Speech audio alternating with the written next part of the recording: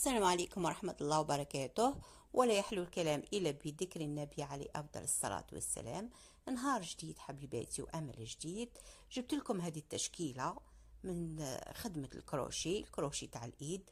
إن شاء الله تعجبكم وتنول رضاكم.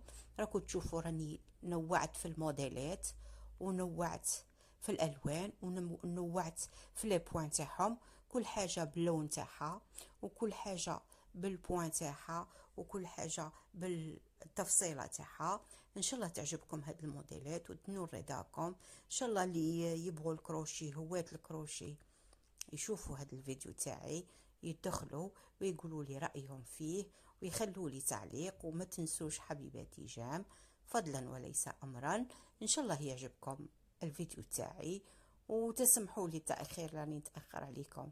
الأيامات الجاية إن شاء الله نجيبوا أحسن وأحسن وأحسن وأحلى وأحلى موديلات.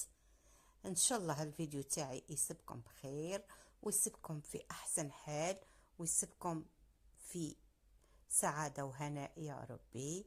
وبغيت نقول لكم باللي هاد الموديلات ماشي صعيب خدمتهم، وهاد الفصالة ماشي صعيبة تفصيلتها، وهذا بكروشي برك تاع الايد.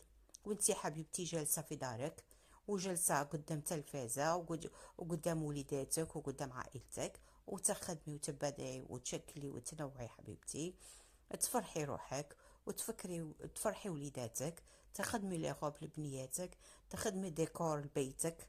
الكروشي ما شاء الله عليه فن رائع، فن ما يعرفوش غير اللي يشد الكروشي في يده ويولي يبدع ويولي يخدم ويولي. راني جبت لكم هاد الموديلات ان شاء الله تنول رضاكم وتنول اعجابكم. ان شاء الله اي كل وحده فيكم تشد كروشي وتبدا تخدم تبدا تبدع. خليت لكم الصحه والراحه في رعايه الله وحفظه. مع السلامه.